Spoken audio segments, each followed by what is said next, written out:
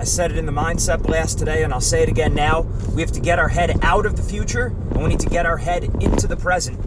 Now, of course, we got to keep our head in the future in terms of planning for our goals, having a long-term vision, and having a concrete plan. Okay, so of course we have to be thinking about the future. But I'd say about 70 to 80% of the time that we're thinking, that we're acting, we should really be in the present moment. And that's no exaggeration. I don't think it's too much to ask to say 70 to 80% of our time should be spent mentally in the moment. And that might sound like a low number, but think about it. You know, a lot of people might think, oh, be in the moment 100% of the time. We're probably not even in the moment 10% of the time if you think about it.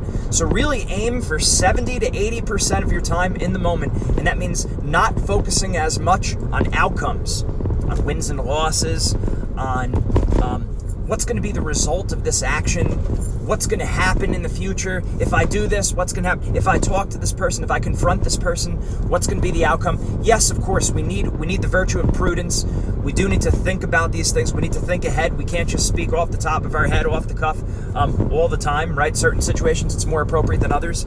But a lot of time, we spend trapped in the jail of our mind thinking, what if I say this, what's the other person going to think? If I take this action, will this happen? Will that happen? We think too much about the future.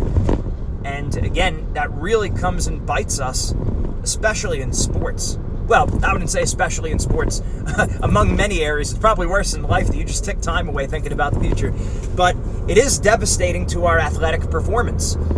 I think of the last two people that I really know of that, real big upsets against Serena Williams. The 15-year-old girl just recently, what did she say? She wasn't thinking about who she was playing against. She wasn't thinking about it being Wimbledon. She was just thinking about scoring the next point, staying in the moment. Put the ball back on the other side of the net. Same exact thing with the Italian girl who beat Serena Williams a few years ago when she was going for the Grand Slam. I think it was the U.S. Open. And they said, what gave you the confidence to think you were going to beat Serena Williams? And she just shakes her head and goes, no, I did not think I was going to win. And they said, well, what were you thinking out there? And she said, I was just trying to put the ball on the other side of the net.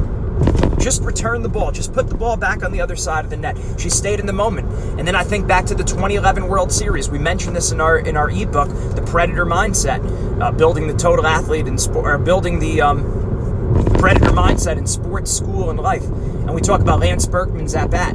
The team was down by 1 run. It was a 9th inning, 2 outs against them. He had 2 strikes. And I mean, this would have been it. They would have lost the World Series. It was his game, whatever it was, I think 5, right? Well, what happened? Lance Berkman got a hit, and then the team winds up winning the game and winds up winning the next game. So that was the next 2 games, whatever it was. But the point being, it was down to the last out, and it was in the World Series, and down to the last strike, and he came through in the clutch. And we actually built a good relationship with Lance Berkman since then. We worked with his team in Houston, Texas, Second Baptist. Him and Andy Pettit are the coaches there. But I really admired it. That all stemmed from the lesson that we talk about here. He was focused on the present moment. His head wasn't in the future. They interviewed him after the game. What were you thinking with all that pressure?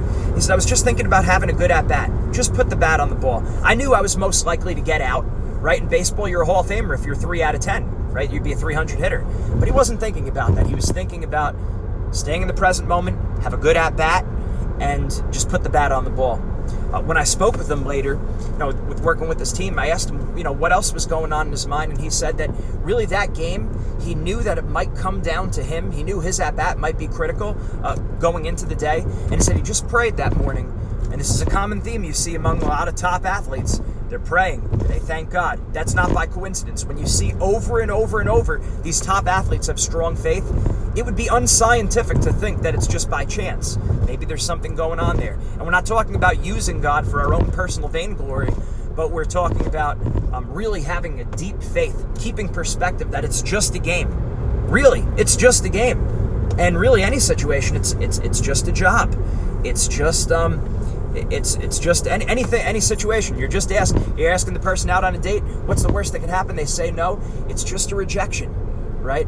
It's just getting criticized, blamed, or complained. It's okay, right? We know our identity. We know who we are. Back to Lance Berkman. He said he just said a prayer. Lord, keep me calm in this moment.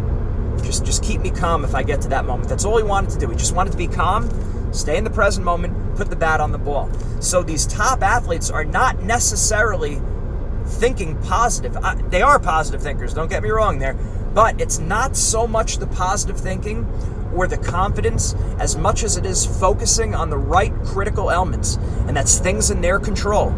That's action focus, not outcome focus. One of the biggest problems we see, elementary school athletes, middle school, high school, right through college, and even the Olympic team, is we focus too much on the outcome. We focus too much on winning.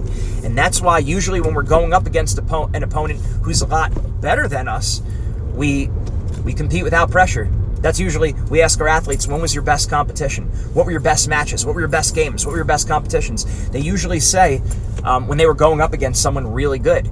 And they might have lost, but it was because they competed as if they had nothing to lose. They weren't thinking as much about the outcome because they just kind of accepted, well, I'll probably wind up losing, right? And not that I'm saying you don't want to go in with that attitude. You want to know you're capable of winning. And these athletes, they do think they're capable of winning, but they're not focused as much on the outcome. They're focused on just go after him, do the best I can. And that's exactly the attitude that brings about the best results. Action focus, not outcome focus. Get your head out of the future, get your head out of the past, and get your head into the present. 70% of your thoughts should be in the present moment. In the moment, right now. Remember, the past is history, the future is a mystery. Only the present is a gift. Mindset makes the difference.